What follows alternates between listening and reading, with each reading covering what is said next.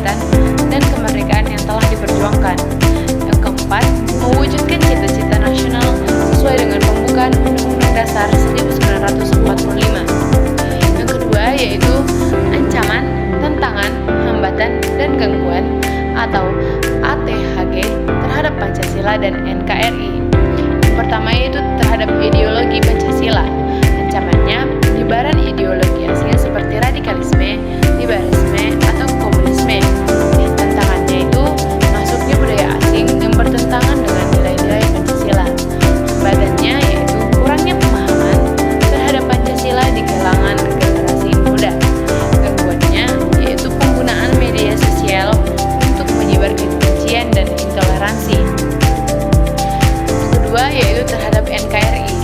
Ancamannya yaitu gerakan separatis atau seperti di Papua atau di Aceh pada masa lalu.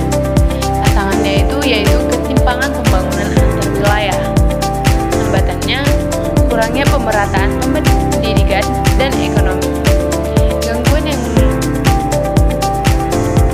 dihadapi adalah konflik sosial berbasis sara atau hoax dan provokasi. Tadi setelah saya membahas tentang ancaman, tantangan, hambatan, dan gangguan terhadap ideologi Pancasila dan NKRI, pada kali ini saya akan membahas tentang bentuk negara, bentuk pemerintahan, dan sistem pemerintahan.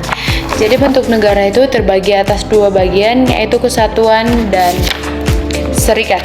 Jadi negara kesatuan itu merupakan suatu negara yang tersusun tunggal, tidak ada negara di dalam negara.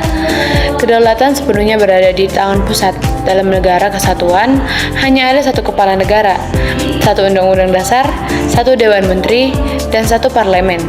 Meskipun terdapat banyak bagian dari sebuah negara, tetapi mereka tidak berdiri sendiri.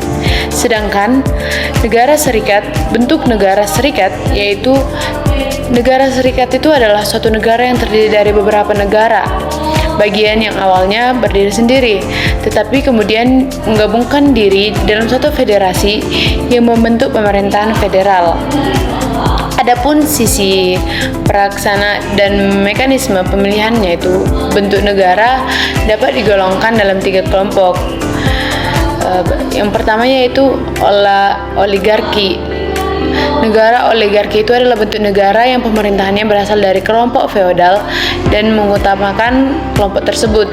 Bentuk negara oligarki ini jarang digunakan, sudah mulai ditinggalkan. Yang kedua yaitu monarki. Negara monarki atau kerajaan adalah bentuk negara yang urusan pemerintahannya hanya dilakukan oleh satu orang. Dalam hal ini, hak pemerintah negara dijalankan oleh satu orang yang ditunjuk tanpa ada yang bisa mengganggu-gugat. Yang ketiga yaitu demokrasi. Negara demokrasi ini adalah negara yang bentuknya itu pemerintahan dan sepenuhnya berada di tangan rakyat. Artinya kekuasaan tertinggi berada di tangan rakyat.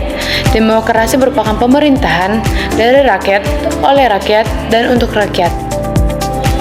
Terus yang kedua yaitu bentuk pemerintahan. Yang pertama yaitu adalah republik. Istilah republik sebagai bentuk pemerintahan mulai dikenal pada zaman Romawi kuno. Makna republik sebagai konsepsi bentuk pemerintahan tidak mudah dijelaskan.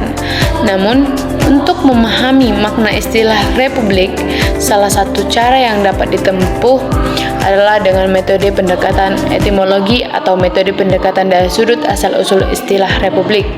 Yang kedua yaitu monarki. Secara etimologi, istilah monarki berasal dari kata monos atau satu dan arkein atau memerintah. Secara harfiah, monarki dapat diartikan sebagai pemerintahan yang diselenggarakan oleh seorang penguasa. Monarki ini mengandung arti bahwa dalam menyelenggarakan pemerintahan, segenap kekuasaan negara dipusatkan di tangan penguasa, sehingga kekuasaan penguasa bersifat mutlak. Yang ketiga yaitu sistem pemerintahan. Sistem pemerintahan yang pertama yaitu sistem pemerintahan presidensial.